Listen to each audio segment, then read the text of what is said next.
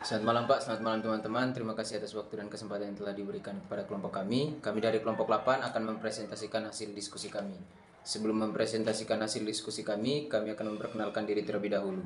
Yang pertama, Flavianus Irwandi, nomor absen 3. Dan yang kedua, saya sendiri, Yohanes Irfan Baus, nomor absen 26. Adapun materi yang akan kami bawakan yaitu mampu memahami konsep manajemen, fungsi manajemen, dan keterampilan manajemen. Yang pertama, konsep manajemen. Pengertian yang paling tepat mengenai konsep manajemen adalah bentuk tata kelola sebuah perusahaan sehingga segala jenis aktivitas bisa terkontrol dengan cukup baik. Dalam hal ini, seorang manajer dituntut untuk bisa menguasai konsep perencanaan dengan baik. Namun, dalam definisi yang lebih detail, konsep ini bisa diartikan dalam 4 aspek penting.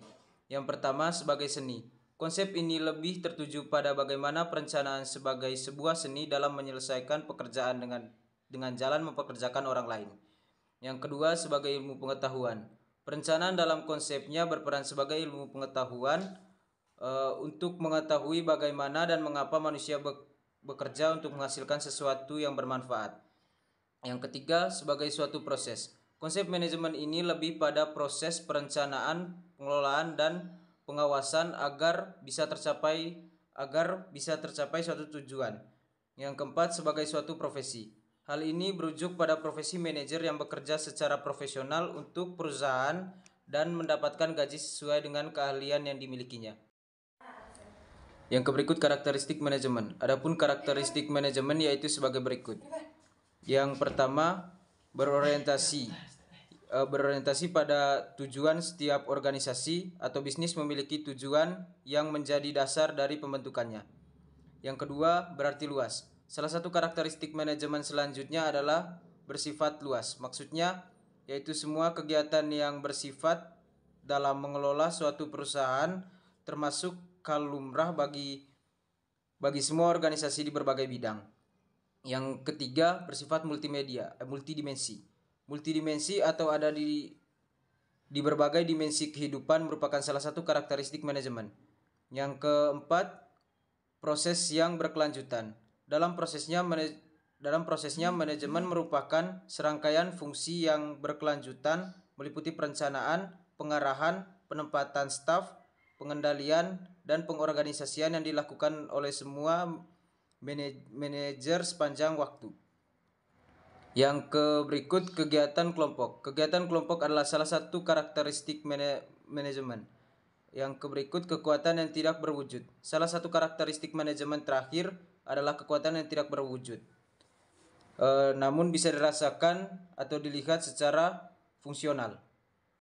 Yang berikut, jenjang manajemen. Adapun beberapa jenjang manajemen. Yang pertama, manajemen puncak. Bagian ini bertugas untuk melaksanakan konsep manajemen yang terdiri dari direktur dan direksi. Yang kedua, manajemen menengah. Tugas bagian ini yang dijalankan perintah bagian puncak untuk mengembangkan kebijakan yang ada. Yang ketiga, manajemen pelaksana. Bagian bawah ini bertugas untuk menjalankan kebijakan bagian menengah dan pengawas para pekerja. Adapun prinsip manajemen, ada beberapa prinsip dalam manajemen antara lain. Yang pertama, pembagian kerja sesuai bidang sehingga pekerjaan lebih efisien. Yang kedua, otoritas agar semuanya berjalan teratur dan selesai tepat waktu. Yang ketiga, disiplin melalui pemberian hukuman atau reward tertentu.